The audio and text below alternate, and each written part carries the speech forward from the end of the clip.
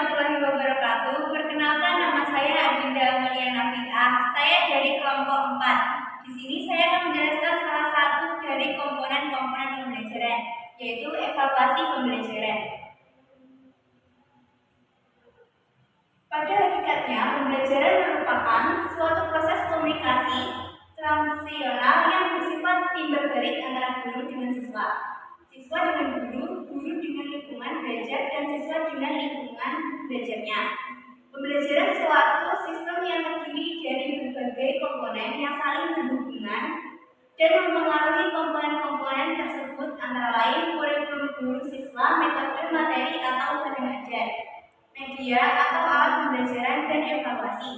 Perlu diketahui bahwa evaluasi banyak digunakan dalam berbagai bidang dan kegiatan, antara lain bimbingan dan penyuluhan, supervisi, seleksi, dan pembelajaran.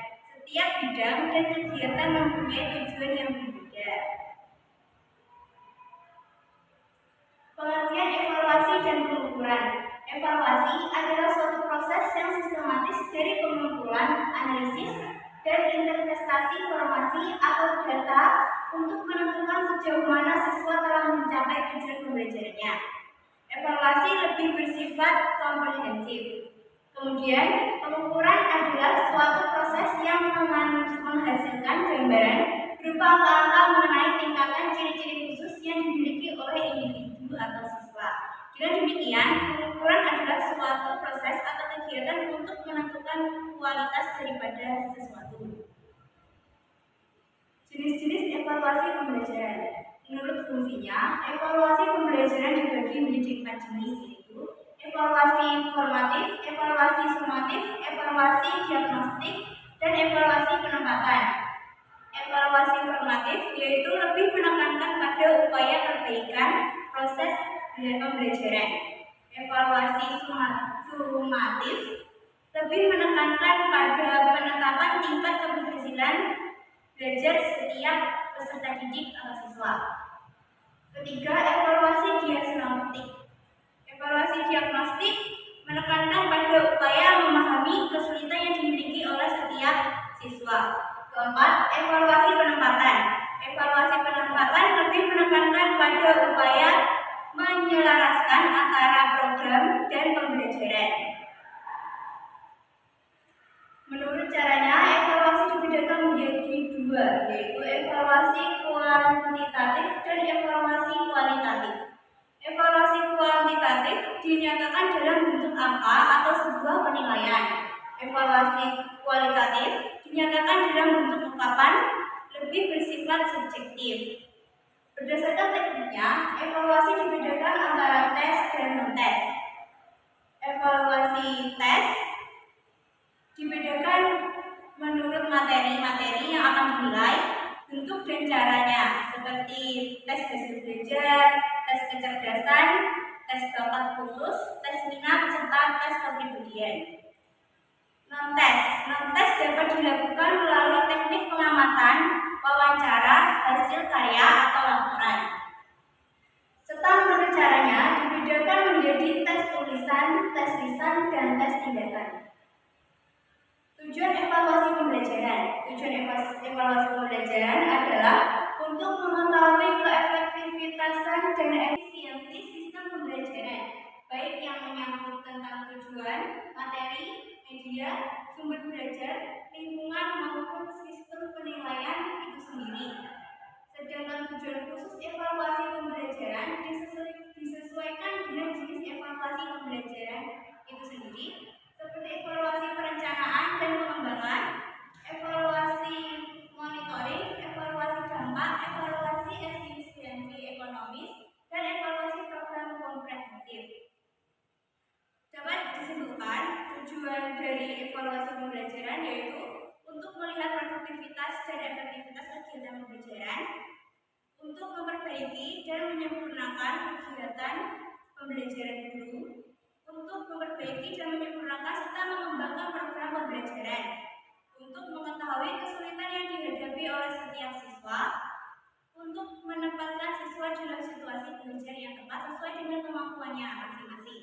Ini adalah fungsi evaluasi pembelajaran. Fungsi utama dikelompokkan menjadi ke dalam 4 yaitu 1. Fungsi formatif, 2. Fungsi sumatif, 3. Fungsi diagnostik, dan 4. Fungsi seleksi. Fungsi formatif yaitu untuk memberikan umpan balik bagi guru sebagai dasar memperbaiki proses belajar mengajar terhadap siswanya. Fungsi sumatif mengetahui tingkat penguasaan siswa terhadap materi pelajarannya yang akan dipelajarinya.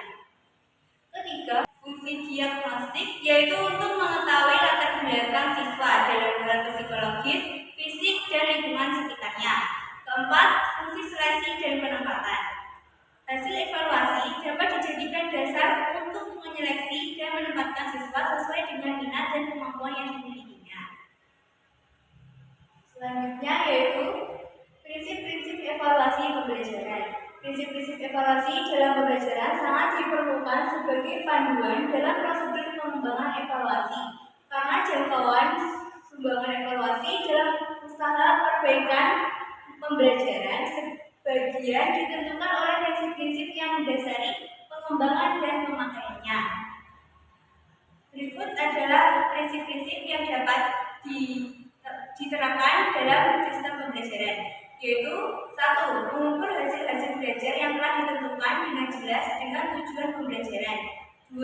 Yaitu mengukur sampel yang representatif dari hasil belajar dan bahan-bahan yang tercakup dalam pengajarannya. 3. Mencakup jenis-jenis pertanyaan atau soal yang paling sesuai untuk mengukur hasil belajar yang diinginkan. 4. Direncanakan sedemikian rupa agar hasil sesuai dengan yang akan digunakan secara khusus. 5. Dibuat dengan kreativitas yang sebesar-besarnya dan harus ditafsirkan secara hati-hati. 6. Dipakai untuk memperbaiki hasil belajar. Selanjutnya yaitu prosedur pengembangan alat evaluasi pendidikan. 1. Faktor-faktor yang perlu dipertimbangkan dalam pengembangan evaluasi. Beberapa hal berikut yang perlu dipertimbangkan dalam perencanaan evaluasi pembelajaran yaitu 1. Jenis dan karakteristik kompetensi dan tujuan pembelajaran yang digunakan. 2. Pengambilan sampel perilaku yang akan diukur. 3. Pemilihan tipe alat evaluasi yang akan digunakan.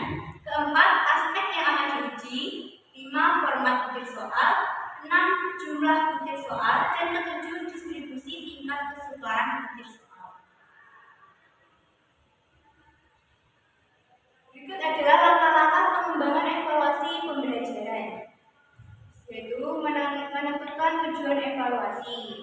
2. Mengidentifikasi kompetensi yang akan diukur. 3. Membuat tabel spesifikasi atau sebuah kisi-kisi. 4. Menulis alat evaluasi atau butir-butir soal. 5. Pelaksanaan evaluasi. 6. Pemeriksaan hasil evaluasi, pengelolaan dan penafsiran hasil evaluasi, dan terakhir adalah penggunaan hasil evaluasi. Dari kesimpulan, dari pemaparan materi yang saya jelaskan tadi dapat disimpulkan evaluasi pembelajaran merupakan salah satu aspek penting sebagai penentu pembelajaran, sehingga evaluasi harus direncanakan dengan sebaik-baiknya agar dapat meningkatkan mutu pendidikan. Evaluasi pembelajaran penting untuk diperhatikan dalam proses pembelajaran karena hasil dari evaluasi akan dijadikan pijakan dan memberikan keputusan bagi masa depan. Peserta didik, guru harus menguasai prosedur dan teknik evaluasi pembelajaran dengan benar. Selain itu, penguasaan tersebut harus diimbangi dengan kecakapan atau kemampuan dalam hal teknologi. Sekian pemaparan materi dari saya. Selanjutnya akan dilanjutkan oleh teman-teman saya. Terima kasih. Wassalamualaikum warahmatullahi wabarakatuh.